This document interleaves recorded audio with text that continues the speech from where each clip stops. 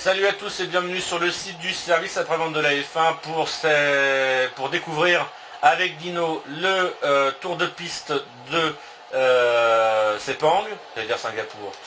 Alors nous sommes sur une Renault avec Fernando Alonso, les conditions sont pluvieuses et il s'agit du jeu Formula One Championship Edition qui reprend la saison 2006. Il y a 3 tours, on va faire ça en 3 tours, on essaiera de faire ça régulièrement au cours de la saison. Hop. Oh, c'est pas ce départ de pouilleux.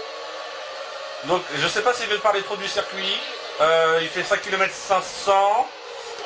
On en est à la 12e édition cette année. Alors les pilotes de Williams ne réussissent pas sur ce jeu là. Enfin je réussis pas au pilote Williams. On est sur la 12e édition.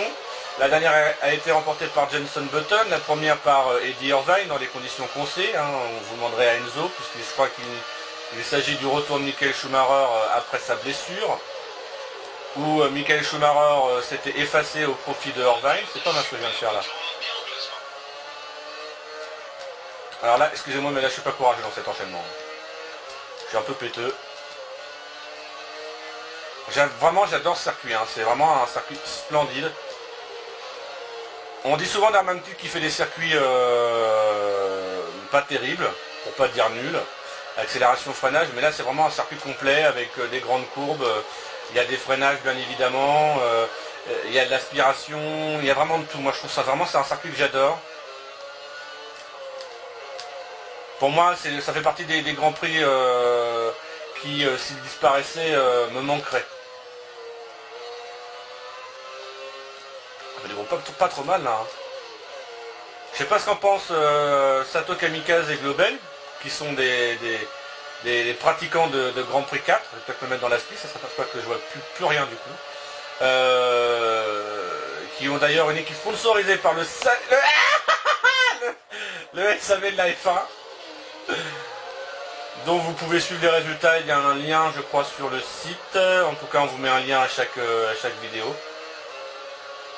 Donc voilà. Alors on va essayer de faire un petit tour du circuit quand même. Donc là il y a une grande ligne droite qui devrait être favorable à la vitesse de pointe. Et dans le jeu, il est beau ce virage. Moi j'adore ce premier virage.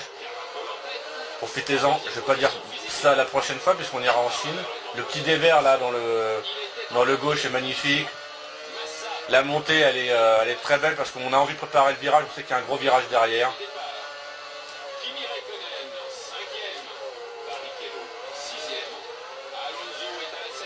Alors c'est vraiment un jeu agréable parce que les effets de pluie sont vraiment flippants quoi. Vous voyez rien, vous êtes sur des œufs. Alors après peut-être qu'avec l'habitude on est un peu meilleur mais alors je suis pas très orthodoxe. Quand je dis que quand je mets Mark Webber dans mon top 10, c'est que je le compare à ma manière de piloter, donc c'est pas forcément super positif pour lui non plus. Donc je sais plus où j'en étais là. Je suis pas trop, on va faire qu'une prise, on verra bien ce que ça donne. Puis vous me direz ce que vous en pensez, s'il faut continuer ou s'il faut arrêter les dégâts. Bon, par contre la qualité, c'est pris de caméscope. Alors je suis du genre à rouspéter quand les mecs filment leur télé. Bon bah, mais à coup de pas. Donc on rentre dans le dernier tour. Je suis actuellement 6ème. Je viens de foirer l'épingle. Donc pour une fois je sors pas là. Donc oui, les favoris ce week-end sont ceux qui ont des grandes vitesses de pointe. Il y a quand même 2 grandes lignes droites opposées. De 800 à 900 mètres je crois. Et on a vu aux premiers essais que les McLaren et les Mercedes étaient pas mal dans ce domaine-là. Et il se trouve que depuis le début de l'année, ce sont les deux écuries qui sont les plus fortes en vitesse de pointe. C'est vrai que c'est les grands écarts. On avait, je crois, 15 km/h de différence entre la McLaren et la Red Bull et la Ferrari au Bahreïn. Par contre, en Malaisie, les vibreurs sont vachement bien faits parce que vous pouvez les emprunter, mais pas trop. Voilà, par exemple là j'emprunte un peu trop, je perds du temps.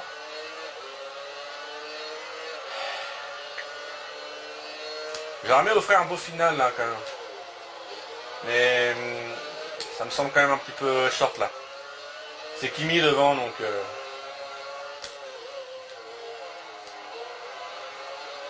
Donc favori quand même ce week-end, même s'il faut pas enterrer les Red Bull et les Ferrari, mais quand même avec la vitesse de pointe en qualification, on voit quand même bien les McLaren et les Mercedes devant. Allez, on va essayer de se faire au dernier virage. Au freinage! Au freinage! Dans les choux, Kimi! Je m'excuse.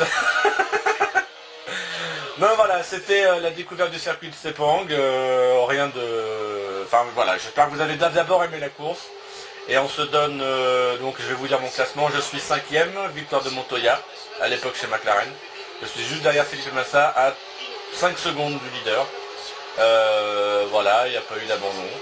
Donc voilà, donc je vous donne rendez-vous bientôt pour le service après-vente de la F1 et puis bien sûr dans 15 jours si vous le voulez bien pour découvrir le magnifique circuit de Chine.